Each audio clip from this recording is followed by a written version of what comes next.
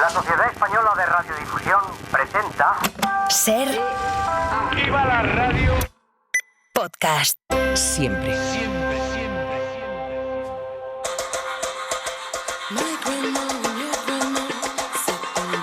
En la cadena SER, cualquier tiempo pasado fue anterior, con Nieves con Costrina.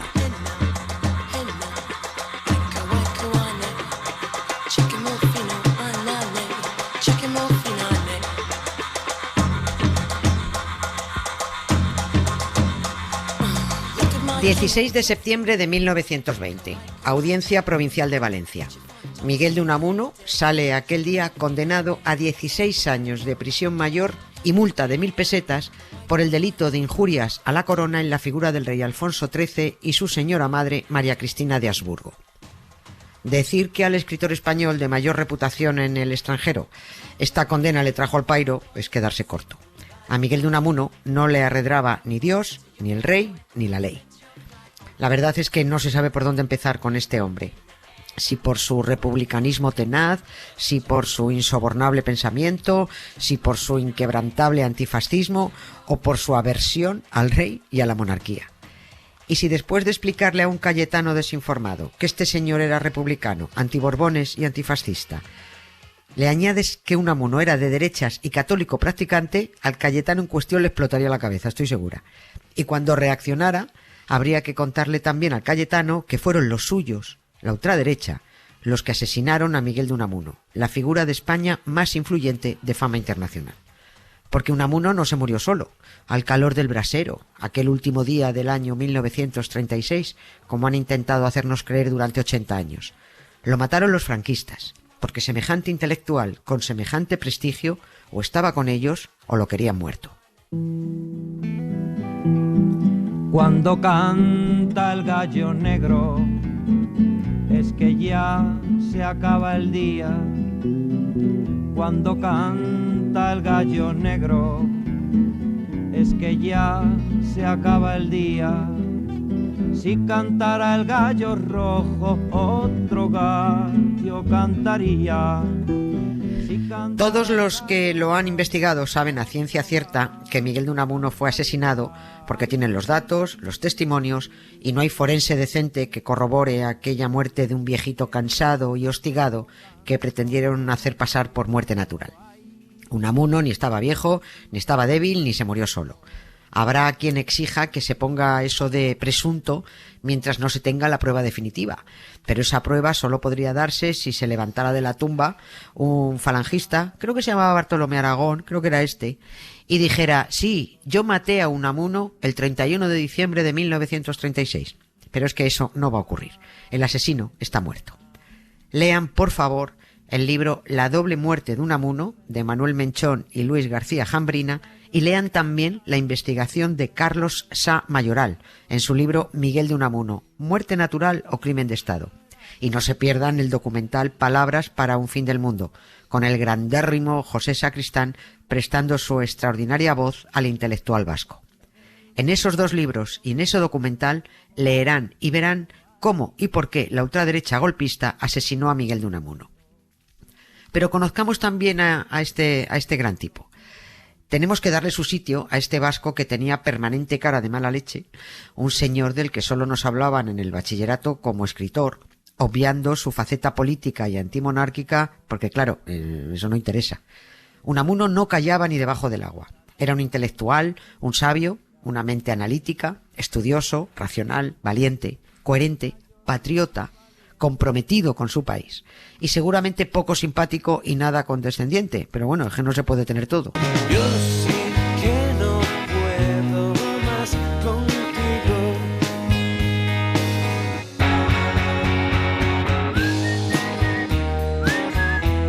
Unamuno no soportaba a Alfonso XIII. El Borbón era una figura tan nefasta para el país que el escritor no perdió oportunidad de destacarlo en sus conferencias, argumentarlo en los periódicos y manifestarlo en entrevistas y tertulias. La equidistancia no era lo suyo. Abro unas comillas. Si el rey no sabe qué hacer con Cataluña, que se lo pregunte al pueblo. ¿Que el rey está solo? Más sola está España. O se acaba este régimen, la monarquía, o se acaba España. Cierro esas comillas. Estas son palabras de Miguel de Unamuno, harto como estaba de que este país tuviera que soportar a un jefe de Estado fallido, hipócrita y corrupto. O sea, un Borbón. Intentemos seguir un orden cronológico de cómo se fueron agriando las relaciones de Unamuno con el Borbón. No sé quién fue antes, si el otro inquebrantable republicano y grandísimo escritor Vicente Blasco Ibáñez, o si lo hizo Miguel de Unamuno, pero los dos se refirieron a Alfonso XIII como Fernando VII y pico. Y aunque a buen entendedor pocas palabras bastan, lo explicamos. Yo llamo al canalla de Fernando VII el Mastuerzo, pero me quedo corta, porque es un apelativo bastante blando. En su época, y debido a su nariz borbónica y su rostro mofletudo, llamaban a este Mastuerzo narizotas cara de pastel. Y así lo narra el propio Blasco Ibáñez. Fernando VII era conocedor de esos motes, pero sabedor también de su poderío absoluto y cruel, se permitía inventarse cancioncillas a la guitarra con la siguiente letra. Este narizotas cara de pastel a blancos y negros los ha de joder.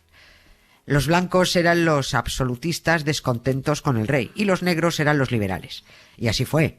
El narizotas cara de pastel ordenó innumerables ejecuciones de unos y otros, de blancos y negros, aunque Fernando VII había pasado siendo joven por ser un tipo chistoso, campechano, como también lo fue su bisnieto Alfonso XIII, y después lo fue igualmente otro sinvergüenza de la saga borbona, el delincuente Juan Carlos de Borbón, padre del actual jefe del Estado español. Y hágase su voluntad aquí en el cielo, Florida Park. Grábese su nombre en un acetato. Seguía contando Blasco Ibáñez en uno de sus escritos que durante el reinado de Alfonso XIII alguien hizo notar que era igual a su bisabuelo el narizotas cara de pastel, y que un importante político de derechas replicó ante el comentario que no, que Alfonso XIII era peor que su bisabuelo. Alfonso XIII en realidad era Fernando VII y pico. Y también Miguel de Unamuno se refería a Alfonso XIII así, como Fernando VII y pico. No dejó de destacar el escritor vasco las simpatías que sentía el Borbón por los alemanes durante la Primera Guerra Mundial, cuando, pese a que España era un país neutral, el rey y su madre, la austriaca, facilitaban a los alemanes todo lo que necesitaban y miraban hacia otro lado hasta cuando atacaban intereses españoles. Como aquellas veces en que barcos alemanes bloquearon el puerto de Valencia para impedir la salida de los mercantes con destino a los países aliados, llevaban suministros de naranjas, arroz y otros productos agrícolas. Los alemanes estaban ahí mismo, en Valencia, porque tenían permiso de su colega Alfonso XIII, que les facilitaba todo lo que necesitaban para repostar y aprovisionarse en el Mediterráneo. Esto era de sobra conocido, y Unamuno lo denunció, lo que le costó la expulsión del rectorado de la Universidad de Salamanca. Yo no sé si ha habido un rector, no en este país, sino en el mundo mundial, que como Miguel de Unamuno haya sido más veces expulsado, admitido, vuelto a expulsar, vuelto a admitir con honores, expulsado otra vez, nombrado de nuevo, cesado y reincorporado a la rectoría de la Universidad de Salamanca.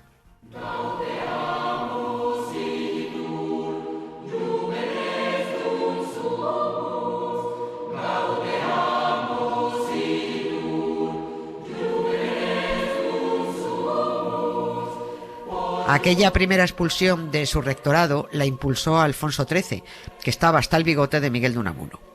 Pero lo que consiguió el Borbón fue liarla más. Hubo una reacción nacional e internacional en defensa del prestigioso intelectual y encima Unamuno se vino arriba y cada artículo que publicaba en prensa hundía un poco más al desprestigiado rey. Fue entonces cuando llegaron los famosos 3 escritos que publicó El Mercantil Valenciano. En el primero, de 1918, llamó a Alfonso XIII archiduque austriaco, que era una forma de señalar que en la Gran Guerra se había comportado como un alemán enemigo. El Borbón se puso de los nervios, pero cuando llegó el segundo artículo, explotó, porque Unamuno no solo insinuaba que la reina madre, la austriaca, mandaba más que el rey, es que además denunciaba la vergüenza de que Alfonso XIII hubiera aceptado 7 barcos desvencijados alemanes como compensación por el ataque a los mercantes valencianos. Con aquel segundo artículo llegó la denuncia de la Fiscalía del Estado por injurias a la corona, aunque Unamuno ya había enviado al periódico un tercer artículo. Este ya era la bomba. Decía, y resumo, que o se acaba la monarquía o se acaba España. Es preciso que hombres no fracasados sean los que gobiernen. El rey debe dejar de confundir el patriotismo con la lealtad a su persona. Lealtad que suele consistir en engañarle, en mentirle sobre la realidad, en no llevarle la contraria, aunque esté equivocado y equivocándose. Estas palabras de Unamuno te las traes a 2024 y valen exactamente igual. Dark night. It's a dark night. Dark night. It's a dark night.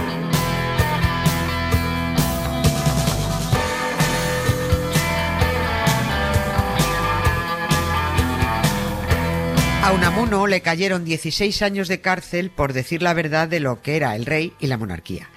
Pero al vasco no se le movió una pestaña. No solo sabía que iba a ser indultado de inmediato, porque esa condena iba a dañar más al propio Borbón que a él, es que encima no aceptó el indulto. Unamuno quiso que se supiera que había sido condenado y que el rey no utilizara ese indulto para dárselas de perdonavidas, y por eso recurrió la sentencia ante el Supremo. La sentencia se ratificó, porque Unamuno dijo además que no se arrepentía de nada de lo dicho, y encima acusó al Borbón y a su madre de anticonstitucionales. El que debió de arrepentirse de haber denunciado a Unamuno fue el Tolai de Alfonso XIII, porque cada paso que daba contra el escritor se le volvía en contra. Por supuesto, Unamuno no pisó la cárcel. Se montó tal escándalo nacional e internacional, recibiendo apoyos de lo más granado de los círculos intelectuales, de las universidades, de escritores, de políticos, pero políticos de todo pelaje, liberales y conservadores, y por supuesto de la ciudadanía, que bueno, la condena quedó en nada. Alfonso XIII, visto que no podía con su enemigo, intentó unirse a él y arrimarse las simpatías de ese intelectual tan respetado y valorado no solo en España, sino en Europa. Pero precisamente por ser un intelectual, no se iba a dejar torear por un Borbón bobo. En abril de 1922, 2 años después de aquella estúpida condena, el rey citó a Unamuno en palacio, una cita que hizo correr ríos de tinta. Hello, it's me. I was wondering if after all these years you'd like to meet, to go over everything. They say the time's supposed to heal ya, but I ain't done much healing. La audiencia en Palacio duró 1h30 y fue simplemente correcta, porque Miguel de Unamuno era un señor educado. Pero según se dijo, el escritor se saltó el protocolo a la torera. Le dijeron que fuera con chaqué, chistera, guantes blancos, que no hablara mientras no le hablara al rey, que no le diera la espalda. Pero él fue con un traje azul, chaleco normalito y su sombrero cochambroso. Habló cuando tuvo que hablar, y cuando Alfonso XIII le quiso contar sus iniciativas, Unamuno le dijo que mejor no tuviera ninguna. Eso cuentan. Aquella charla amistosa, como la definieron entonces, solo sirvió para que Unamuno se ratificara en que el jefe del Estado español era un inepto. El escritor dijo que acudió a la cita por patriotismo y, según propias palabras, para exponerle al monarca la verdadera realidad del reino, que desconoce porque sus lacayos se la ocultan y él reside en otra dimensión entregado a sus vicios favoritos. Entre esos vicios, ya saben, estaba manejar amantes a 4 manos y guionizar, rodar y producir películas pornográficas para consumo propio y de sus amiguetes. No hace falta insistir en que las relaciones de Unamuno y Alfonso XIII no mejoraron. El escritor apostaba abiertamente por la llegada de la República a España, aunque lo que llegó fue el golpe de Estado, que urdieron el propio Alfonso XIII y el militar ultraderechista, jugador y putero Miguel Primo de Rivera. Siempre lo digo, pero conviene insistir para no perderlo de vista. Cuando hay un golpe de Estado en este país, siempre hay un Borbón cerca. Seriamente les digo que tengo respeto por la monarquía. Siempre me he cagado en las dinastías y en las patrias putas, las banderas sucias, los reinos de mierda y en la sangre azul. Pero ni siquiera entonces Miguel de Unamuno se arrugó. En enero de 1924, 3 meses y pico después del golpe de Estado, con la dictadura ya instalada, con las garantías constitucionales suspendidas, porque Alfonso XIII, también conocido como el Perjuro, derogó la Constitución, Miguel de Unamuno pronunció 3 conferencias en Bilbao sobre el liberalismo que provocaron directamente su deportación a Fuerteventura. La isla canaria en la que, creo, se pudo captar la imagen más cómica que nos haya regalado en toda su vida el escritor. Fue cuando se dejó fotografiar vestido de traje, mirando a cámara, con el rostro extremadamente serio, subido en un dromedario, pero sentado malamente casi en el culo del animal. Aquellas conferencias no le sentaron bien al dictador, sobre todo porque ya estaba hasta los pelos de Unamuno, que había recriminado en un artículo anterior a Primo de Rivera por los bulos y las calumnias que había esparcido sobre un político y con la connivencia de jueces y periodistas corruptos, que difundieron mentiras y abrieron procesos contra aquel político sabiendo que todo era mentira. Tan mentira que todo quedó sobreseído, pero los jueces y los periodistas para entonces ya lo habían enmerdado todo. Es exactamente lo mismo que hacen hoy jueces y periodistas sin escrúpulos. Ensucian, deterioran las instituciones, distribuyen mentiras y enturbian la convivencia política.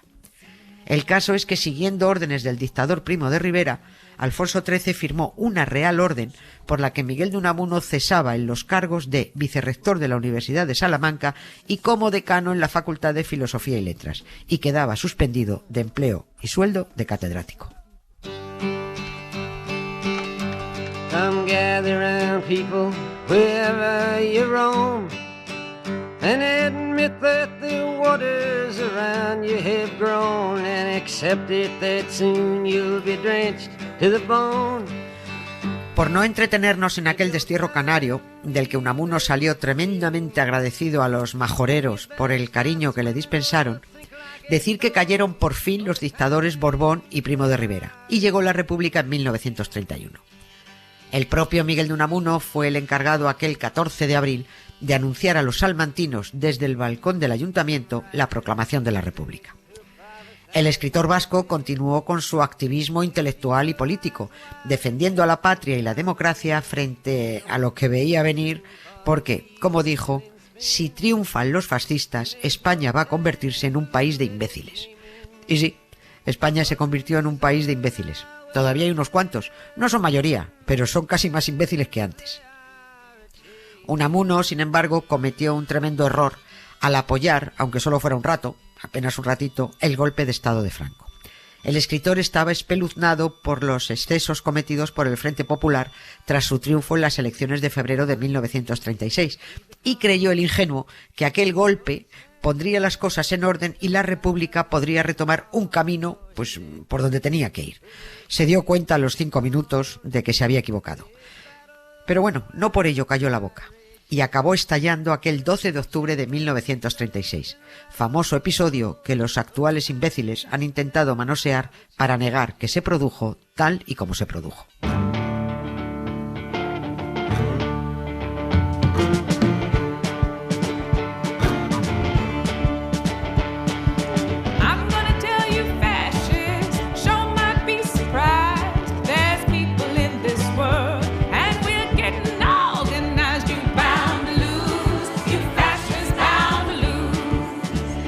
Miguel de Unamuno acudió aquel 12 de octubre, al que pusieron el estúpido nombre del Día de la Raza, al Paraninfo de la Universidad de Salamanca acompañando a la Collares, a Carmen Polo de Franco. Allí tuvo el encontronazo con el tarugo que creó la Legión, José Millán Astray, y con un montón más de mendrugos falangistas. Se dijeron tantas sandeces en aquel acto, tantas tonterías sobre la raza y la religión, hubo tanto insulto a la cultura y a la inteligencia, tanto menosprecio a españoles, vascos y catalanes, que Unamuno, que solo había ido a moderar los discursos, se hartó y respondió. Cuando Millán Astray soltó por su boca que Cataluña y el País Vasco eran la anti-España, los cánceres en el cuerpo de la nación, que sus valientes moros habían llegado para combatir a los malos españoles y a dar la vida por la sagrada religión de España, a pedir la muerte de los falsos intelectuales, a gritar sin sentidos, Unamuno se levantó y le recriminó que se metiera con vascos y catalanes porque el obispo que estaba allí era catalán y les enseñaba la doctrina cristiana, que él mismo, el propio Unamuno, era vasco y llevaba años enseñando la lengua castellana a zopencos como Millán Astray, que se creía muy español. Vencer no es convencer. Esa es la famosa frase que ha pasado a la historia de aquel acto que señaló el principio del fin de Unamuno.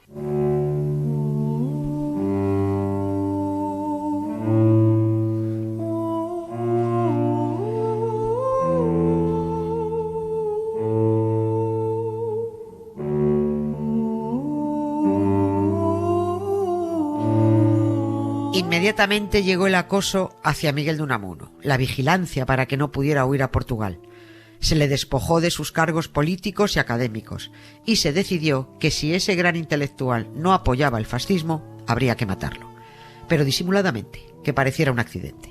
Porque ya habían metido la pata asesinando a García Lorca de cara a la comunidad internacional, y si ahora fusilaban al intelectual español de mayor prestigio en Europa, la reacción en el exterior podría complicar las cosas. Así fue como un falangista fue comisionado como asesino a sueldo para matar a Miguel de Unamuno en su propia casa aquel 31 de diciembre de 1936 y hacerlo pasar por una muerte natural y apacible. Mi ruego es que lean los libros ya mencionados de Manuel Menchón, Luis García Jambrina y Carlos Sá Mayoral para conocer cómo se gestó, cómo se llevó a cabo y cómo se acabó descubriendo hace apenas un lustro el asesinato de Miguel de Unamuno. Es tan fundamental conocer la verdad sobre este episodio, tan de justicia por respeto a su familia y tan necesaria para la salud democrática de este país, que no tengo derecho a resumirlo aquí de mala manera. La ultraderecha decidió que si no habían conseguido el apoyo de Unamuno en vida, una vez asesinado, sería fácil convencer a esa España de imbéciles que era uno de los suyos.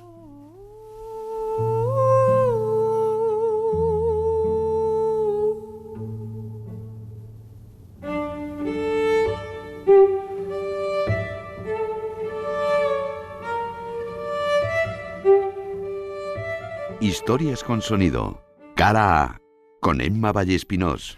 Vamos con la primera historia con sonido de hoy, que nos brinda, como siempre, la mejor ambientadora musical del mundo mundial, que sabe de libros, sabe de música, sabe de todo ella. Hola, Emma. Hola, Nieves. Nuestra cara A es un tema de Pedro Pastor y los Locos Descalzos. El cantautor ha contado en más de una ocasión que mucha gente cree erróneamente que el pasado le es algo ajeno, pero que la historia nos conforma y que la memoria ha sido siempre uno de los temas más importantes en su familia. Y hoy que hablamos de mentiras, de fascismo y de silencio, de tergiversar la historia para que se olvide la verdad, de acosar a personas por sus ideas y de la falta de justicia, escucharemos Los Olvidados, un tema de 2021 que escribió tras estar en el Mirador de la Memoria del Valle del Jerte, un monumento dedicado a los olvidados de la Guerra Civil y la dictadura franquista. Es un monumento además que impresiona, ponerte allí a los pies y verlo es una maravilla. Yo no he estado, pero jolín, he visto, sí. Y es impresionante. Sí, pues verlo allí en ese Valle del Jerte, bueno, lo escuchamos. Los olvidados, los que retumban en la memoria, los perseguidos, de anochecida en mitad del cerro, los exiliados, los que jamás volvieron a ver correr a sus hijos. Las olvidadas, las que escondían pan en el mimbre, las perseguidas y señaladas en todo el pueblo, las exiliadas, las que jamás volvieron a ver correr a sus hijas. No olvidaré, para que haya servido de algo tanto desvelo, para que no se pierda el poema bajo el sombrero. No olvidaré,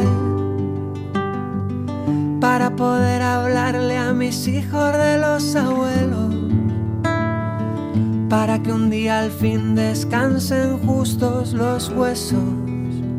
No olvidaré a las maestras que tanto hicieron por esta letra, y a las artistas, las que burlaran a la censura, a las guerrilleras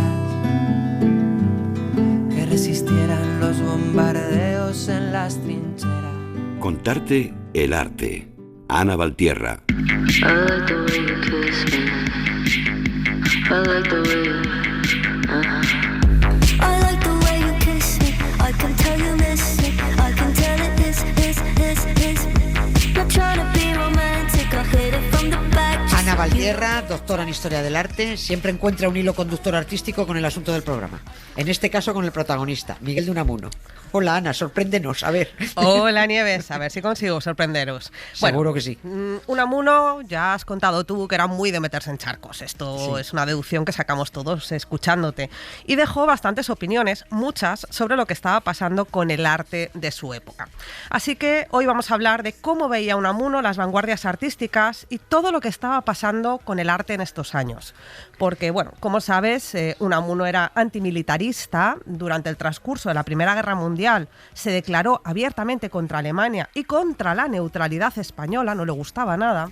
Y sobre todo una de las cosas que más le molestaba de esta política alemana era el control que quisieron establecer del arte. ¿Tú recuerdas, Nieves, que años más tarde Hitler quiso hacer un museo del Führer? Sí. ¿Te acuerdas, verdad? Claro, sí, y que decidió lo que valía y lo que no en arte, llamando a las vanguardias artísticas arte degenerado. El arte degenerado. ¿Te acuerdas, verdad? Pues todo esto ya empezaba a colear aquí. Se pretendió hacer un museo de arte alemán, que venía a ser el del Führer, pero sin la palabra Führer, y a Unamuno no le gustaba nada de nada los criterios que estaban siguiendo. Decía esta maravilla, y voy a abrir comillas: al menos yo, la dictadura que menos soporto es la del supuesto buen gusto. Cierro comillas. Espectacular. Sí, es que este hombre entendía de todo. ¿Qué? Sí. ¿A Unamuno le gustaban las vanguardias, las vanguardias artísticas? ¿O? Bueno, pero le gustaba mucho menos que nadie viniera a imponer a la población lo que tenía que hacer o decir. Eso sí que no le gustaba. Claro. Unamuno criticó mucho las vanguardias artísticas, especialmente el cubismo. Le tenía mucha manía. Ya sabes que el cubismo apareció a principios del siglo XX y su figura más conocida y deleznable como ser humano es Pablo Picasso. Iban a la par, ¿no? El cubismo lo que hacía era descomponer la imagen en planos. Venía a ser, Nieves, como cuando pones la cara en la fotocopiadora, aplastada para hacerte una copia. Eso es lo que salía en una pintura cubista. Es cierto que lo de la fotocopiadora se suele hacer más con el culo que con la cara, ¿sabes? Esto es verdad. Pero en la pintura hay más caras que culos. Bueno, salvo en el caso de Picasso, ¿vale? Que ahí podríamos abrir un debate. Bueno, a Unamuno no le va a gustar el cubismo ni la actitud de los cubistas, que hablaban del arte como si fueran los nuevos gurús de que todo lo sabían. Escribe sobre ellos en varias ocasiones en tono muy irónico. La mejor de todas, sobre todo cuando se entera de que quieren cubicar el tiempo en música. Atenta, Emma Vallespinos. Aquí va esto. Porque esto a Unamuno le deja muerto matado y seguro que a Emma también, y no es para menos. Va a decir que la música cubista debe ser música al cubo. Por lo que si una hora de tiempo para nosotros mortales son 60 minutos, la hora de música cúbica son 60 al cubo. Es decir, que la música cubista se desenvuelve en horas de 216.000 minutos. Hostia. Casi nada, ¿no? Un concierto eterno. Como ves, bueno, pues lo que hace es ridiculizar, ¿no? Aunque es cierto que a Unamuno no le gusta el cubismo, sobre todo por esa superioridad estética y moral con la que trataban el arte, como si ellos fueran la crème de la crème, lo que le molestaba por encima de todo era la imposición. Ya. Y ya puestos, y por preguntar, porque yo esas tendencias artísticas de vanguardia las tengo cogidas ahí muy con alfileres. Si el cubismo no era santo de la devoción de Unamuno, ¿qué me dices del dadaísmo? Bueno, ahí le has dado has tocado tecla buena. El dadaísmo, por supuesto, tampoco era lo suyo. El dadaísmo era un movimiento con base antiartística porque desechaba todos los preceptos antiguos. Su nombre, Nieves, venía del balbuceo infantil, que decían los niños, y pretendían provocar, hacer cosas que hicieran que se nos rompieran las neuronas. Por ejemplo, para entendernos, dentro de este movimiento tenemos el famoso urinario o la fuente, tradicionalmente atribuido a Marcel Duchamp, pero que realmente es obra de un personajazo impresionante, el Savon Freitag Loringoven, más conocida como Baronesa Dada. Explicamos brevemente para entender Unamuno. Esta fuente era un urinario masculino. De esos que todavía se usan hoy en los baños públicos, el clásico, puesto en horizontal.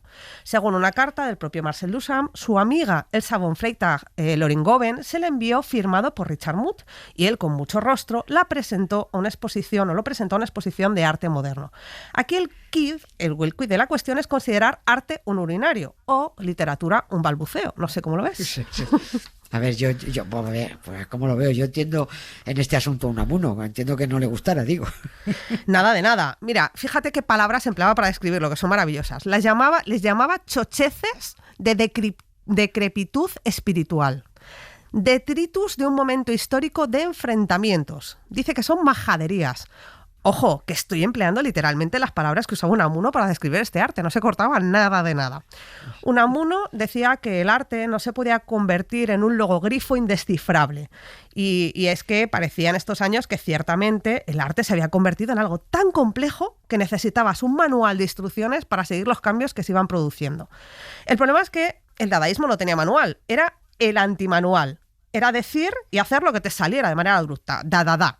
Eso para un intelectual como Unamuno pues era demasiado, Nieves. A pesar de que artistas, como Marcel Duchamp tenían detrás de su arte una carga intelectual impresionante. Ojo, pero ese melón lo dejamos para otra ocasión.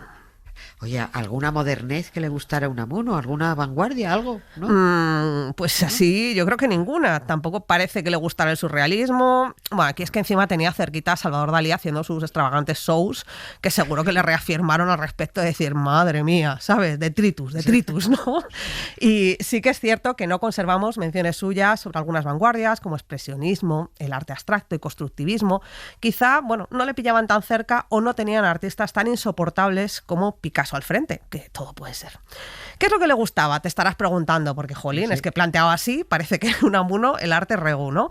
Pues le encantaba Diego Velázquez y el Greco, que consideraba que eran los dos pintores que mejor representaban lo que es España. Y luego, por supuesto, fue un gran defensor del arte vasco. Dedicó muchos escritos a defender a Ignacio Zuloaga, de quien dice que ha resucitado la pintura Velázquez. Bueno, Nieves, quizás se vino un poquito arriba con esta afirmación. Quizá también influyó un poquito, no solo que fuera vasco, sino que eran íntimos amigos, ¿no? Pero, ligerezas, ¿no? Sí. Y en esta línea de defensa del arte vasco va a escribir artículos enteros dedicados no solo a Zuloaga, sino a otros como Nemesio Mogrovejo y Darío Regoyos. Regoyos, ojo, era asturiano, pero Unamuno va a aceptar pulpo como animal de compañía porque, total, son vecinos cántabros, ahí está, ¿sabes? Y en el norte queda la cosa, ¿no? Bueno, en definitiva, Nieves, Unamuno va a apostar por lo genuino frente a la apariencia y la pose de las vanguardias históricas. Y, por supuesto, la tierra le va a tirar mucho, porque se puede ser patriota y defender a tu país sin ser de extrema derecha. Exactamente. Patriota y antifascista, esa es la clave.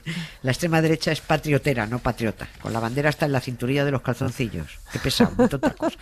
Oye, fantástico este acercamiento artístico a Unamuno. Gracias por contarnos esta faceta artística protestona de nuestro protagonista, de Miguel de Unamuno. Gracias, Ana. Gracias, Nieves. El invitado, con Jesús Pozo.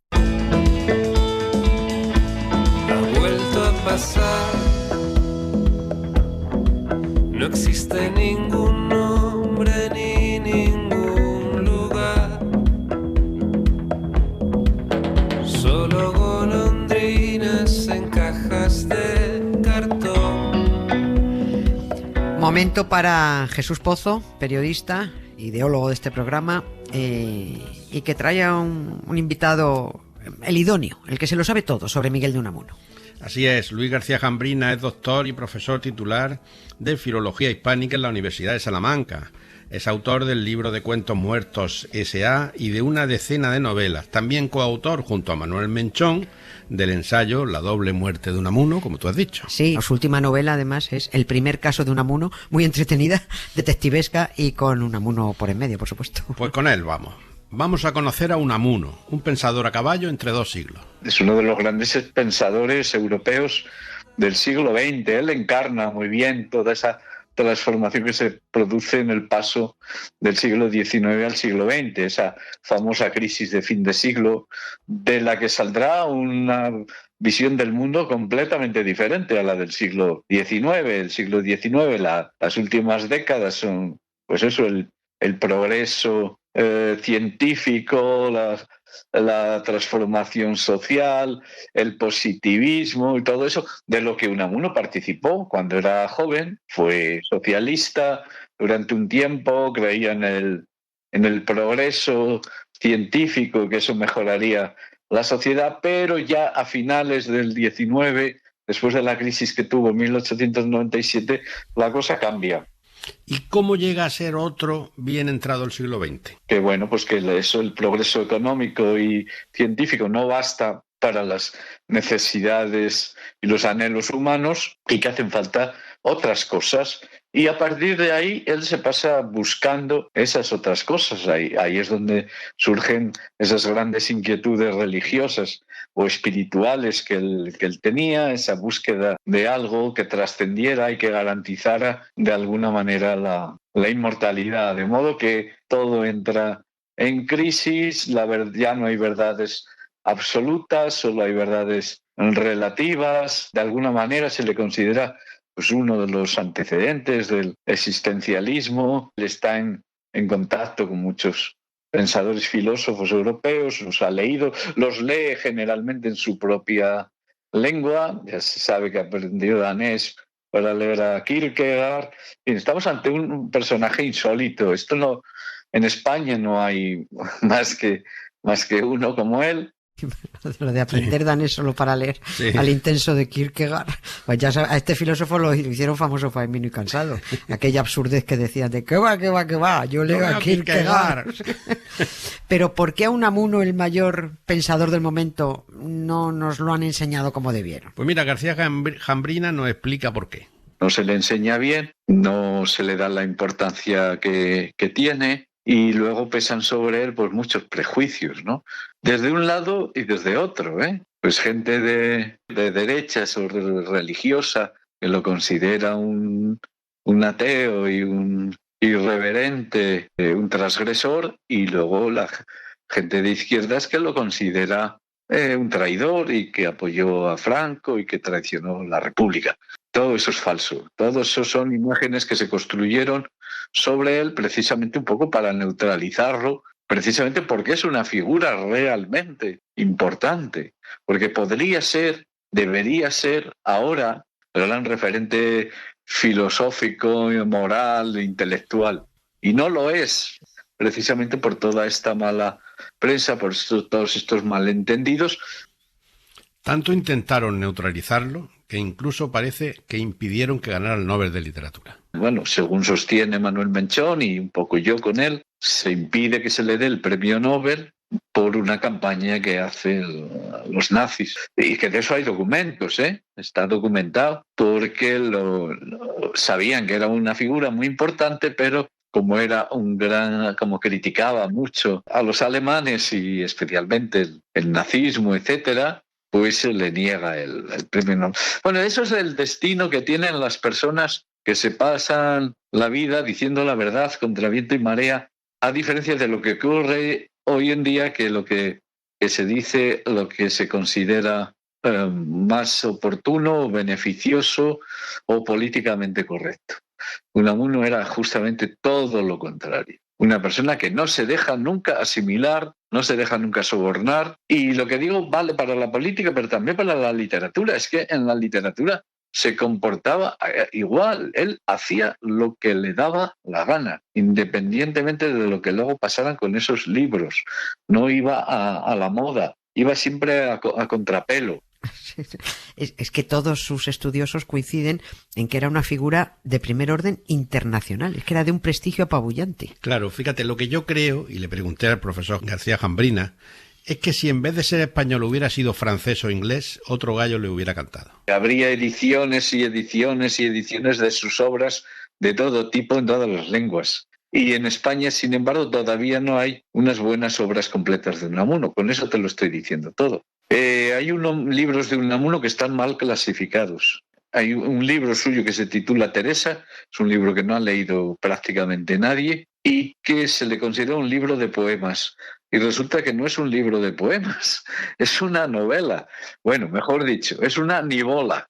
Unamuno en Francia, en el Reino Unido, pues bueno, y en Alemania, pues sería uno de los grandes de todos los tiempos. Habría merchandising por todas partes de Unamuno, sería una figura pues muy familiar para todo el mundo, y con ediciones divulgativas, pero también con ediciones pues eso, anotadas y tal. Y aquí, sin embargo, no ocurre nada de eso. Y para el que jamás haya leído nada de Miguel de Unamuno, ¿cuál es la recomendación del profesor García Jambrina? Te vas a sorprender con Costrina tanto como yo cuando me lo dijo. Ni Niebla, ni la tía Tula, ni San Manuel Bueno y Mártir. los escritos que tiene de carácter más íntimo y personal son maravillosos. Y es que todo tiene interés, todo lo que escribió tiene interés, y todo eso hay que verlo en su conjunto, ¿no? Y sin separar unos géneros de otros, sin separar las cartas, un epistolario enorme, miles y miles de cartas. Todos los días le dedicaba unas horas a la correspondencia. Yo le diría a alguna persona, bueno, ¿qué leo? No he leído nada de Unamuno. ¿Qué leo? Pues las cartas. Estaría bien empezar con las cartas, porque ahí está el Unamuno más espontáneo, el más auténtico. Muchas de las cosas que luego las va a sacar en sus libros las empieza a plantear en las cartas.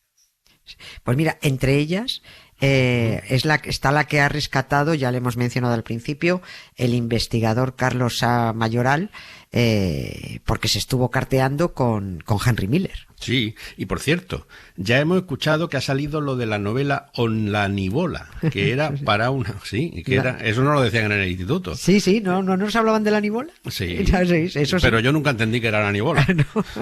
Que en realidad era, según García Jambrina, para Unamuno la novela evolucionada. La Nivola era para él la nueva novela. Y entonces en la Nivola ya no sé, lo importante ya no es contar una historia, construir un personaje de forma realista que tenga interés, vamos a decir, humano, narrar una historia en el tiempo, en un espacio determinado, de carácter más o menos realista, sino que la nueva novela del siglo XX pues es algo completamente distinto.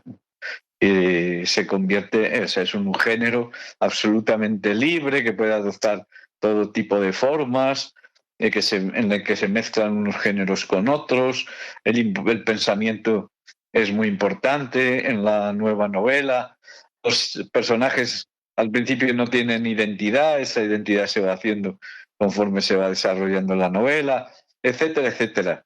Claro, eso es lo que aporta Unamuno, sobre todo con Niebla, y ahí es donde aparece el concepto de Nivola, pero en realidad ya lo había hecho antes, con Amor y Pedagogía, que se publica en el año 1902, o sea, justo en el arranque del siglo XX. Y ese libro, Amor y Pedagogía, y otros que se publican en ese año, Sonata de Otoño, de Valle Inclán, Camino de Perfección, de Baroja, o La Voluntad de José Martínez Ruiz, todo eso lo va a cambiar todo. Son novelas que ya no tienen nada que ver con las anteriores, con la novela realista, etcétera, sino que es la novela del siglo XX. ¿Y qué te ha contado Luis García Jambrina sobre el hombre, sobre el personaje? Pues mira, creo que te hubieras llevado muy bien con él. No sé yo. Es un personaje. Unamuno, la mejor obra de Unamuno es el personaje que él se fue construyendo de sí mismo a lo largo del tiempo. Ese Unamuno íntimo es fundamental. Mi novela va precisamente de ese Unamuno íntimo. La relación que tenía con su mujer, con los hijos, cómo se preocupaba por ellos, porque a veces se dice, Unamuno estaba siempre escribiendo y pasaba de sus hijos. Pues no es cierto. Hay textos donde vemos que Unamuno les ayudaba a hacer los deberes, jugaba con ellos. Y esto es un poco lo que intenté mostrar en una novela. Claro, es una novela también de carácter policíaco, negro, y de carácter histórico y social, pero también está ese Unamuno íntimo y que gana, porque cuando Unamuno lo bajas de su pedestal, gana, no pierde. Hay artículos de prensa de Unamuno que los lees hoy, ahora mismo, y parece que los están escritos ayer. Porque, pues eso está hablando o bien de situaciones que vemos que todavía se siguen repitiendo, o bien porque él está anticipando muchas cosas que ocurrieron después. Tenía ese olfato, ¿no? Y vamos con la sentencia final. ¿Cómo murió Miguel de Unamuno? De eso hablamos en el libro sobre la doble muerte de Unamuno, ¿no? Su vida es una tragedia. Estamos convencidos de que él muere asesinado, es una víctima de Franco, de los sublevados en plena guerra civil, y encima la versión que ha pasado a la historia es que murió de muerte natural y que se le quemó una zapatilla en el brasero. Eso es muy injusto, quedarse amodorrado en la mesa camilla, que se te quema la zapatilla, que es la versión. Si empezaron a transmitir esa misma noche del 31 de de diciembre la empezaron a transmitir, al contrario de como había vivido, siempre peleando y luchando, pero que su muerte había sido muy apacible, muy pacífica, natural. Mentira, mentira. Su muerte fue heroica y murió asesinado. Esa es la verdad. Pero la tragedia no es que hubiera muerto asesinado, la tragedia es que encima la versión oficial dijera que había muerto de muerte natural. Va a haber que repetir muchas veces hasta que se nos seque la boca que el mayor y más potente intelectual del momento, el de más prestigio internacional, el más influyente, fue asesinado por la ultraderecha, por los falangistas, por orden de Franco. Muchas gracias, Jesús, oye, por traernos a quien mejor lo conoce, a Luis García Jambrina, coautor con Manuel Menchón del ensayo La doble muerte de Unamuno y autor de la novela detectivesca El primer caso de Unamuno. Adiós. Esto era un gato con los pies de trapo y la cabeza al revés. ¿Quieres que te lo cuente otra vez? Cuéntame un cuento y verás que contento. Me voy a la cama y tengo lindos sueños. Cuéntame un cuento y verás que contento. Me voy a la cama y tengo lindos sueños. Pues resulta que eran... Vamos a encajar en este espacio a José Millán Astray porque él en sí mismo ya es un cuento de terror. Aquel tipo estropeado de cuerpo y alma, enfermo de odio, ultraderechista, fundador de la Legión, ese cuerpo que no nos interesa lo más mínimo, porque nos interesan más el cuerpo y la mente del que la fundó. Conozcamos cómo fue posible que este tipo acabara emparentado con Ortega y Gasset. ¿Por qué demonios se casó con una señora tan casta, que jamás le pudo poner la mano encima?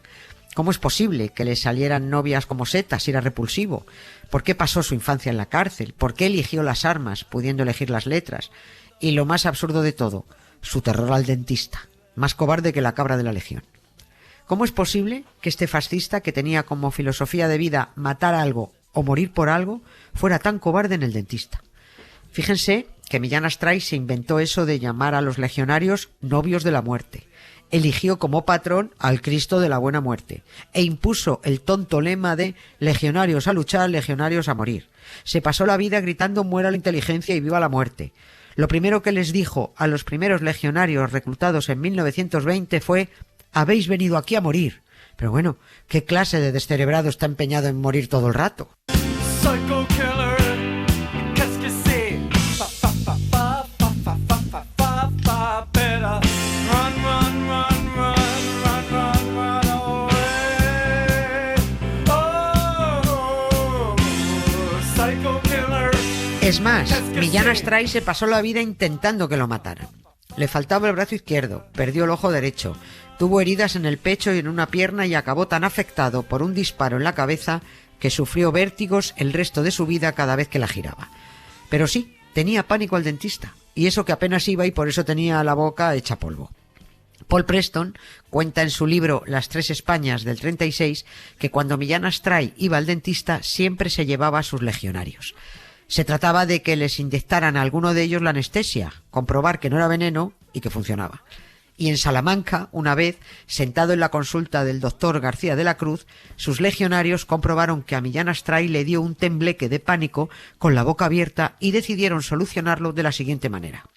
Formaron junto al dentista y le cantaron eso de «Soy valiente y leal legionario, mi destino tan solo es sufrir», y así le sacaron las 2 muelas.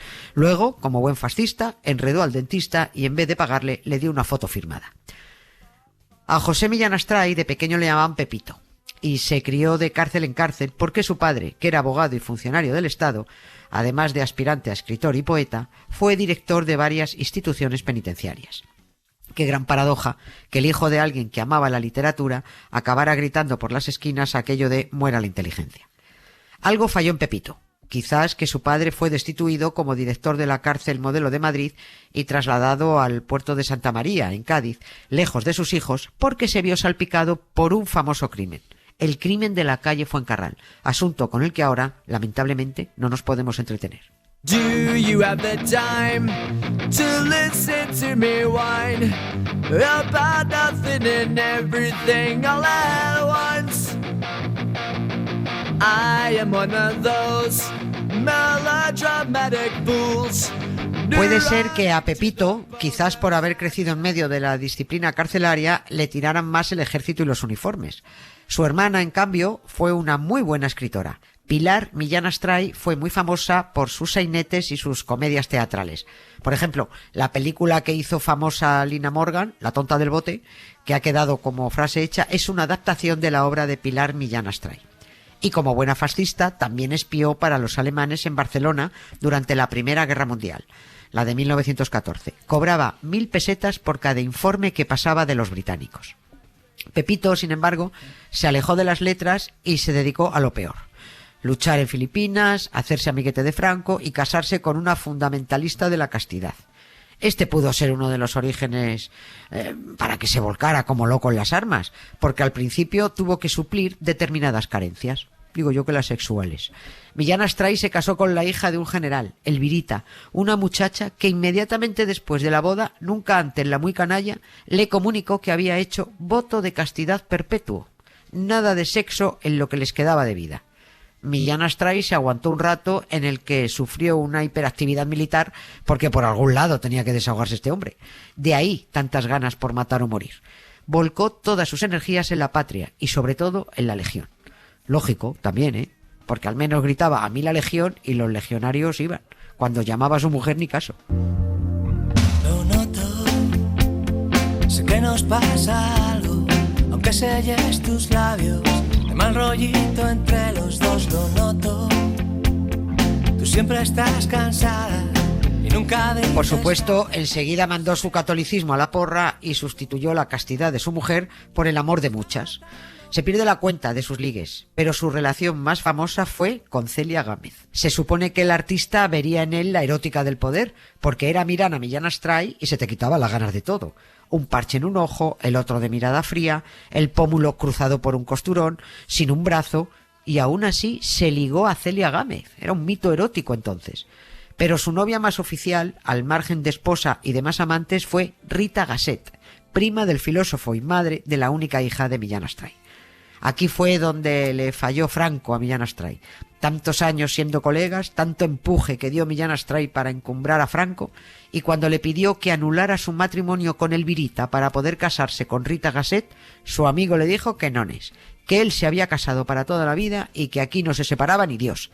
Millán Astray se defendía diciendo, pero si anular mi matrimonio es muy fácil, si no hemos hecho nada, y Franco que no. No le quedó otra que irse con su novia a Lisboa y allí nació Peregrina Millán Astray y Gasset. Tiene guasa además que tiempo después acabara Millán Astray siendo padrino en la boda de Celia Gámez con un dentista.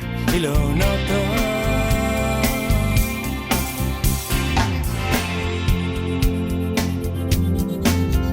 Historias con sonido. Cara B. Con Emma Vallespinós. Y terminamos como siempre, con música. E iremos de los dientes al corazón. Algunos no tienen ni lo uno ni lo otro y puede que tenga una explicación. En todo caso, los dientes de Millán Astray son nuestra excusa para esta cara B. Con esa dentadura tenía seguro periodontitis, una enfermedad que es la versión grave de la gingivitis. Una de sus consecuencias es la pérdida de dientes, lo que además de dejar una sonrisa muy fea o dejarnos sin blanca para poder arreglarla, tiene sus riesgos. Las bacterias de debajo de la encía pueden pasar a la sangre y aumentar el riesgo de sufrir enfermedades cardiovasculares. Y con eso ya hemos llegado al corazón. De canciones con el corazón en su título hay muchas, pero puestas a escoger nos quedamos con Los pedacitos de corazón de Janis Joplin en su Piece of My Heart, su versión de un tema originalmente soul que lanzó en 1968. La escuchamos ya mismo, pero antes les recordamos que este programa ha sido posible gracias al trabajo de Jesús Pozo, Ana Valtierra, Emma Vallespinós, Pepe Rubio, a la técnico de sonido María Jesús Rodríguez, bueno, y al mío, Nieves con Costrina. Hasta la próxima.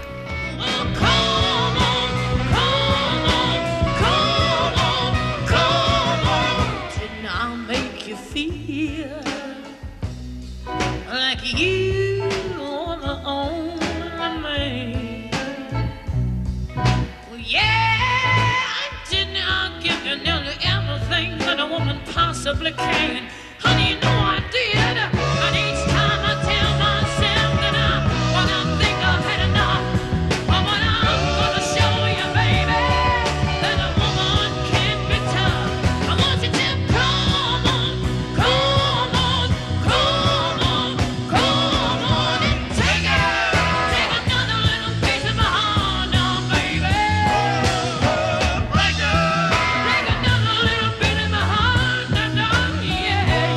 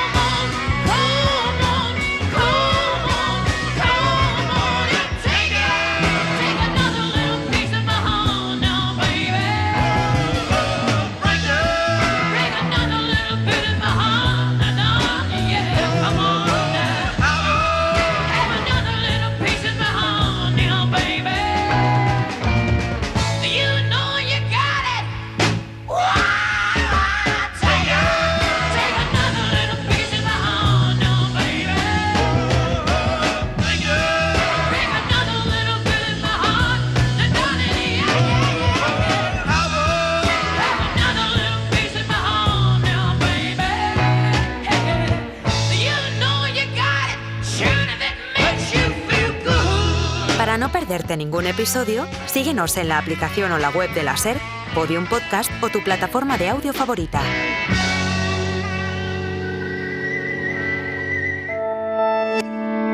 Cadena SER. La radio.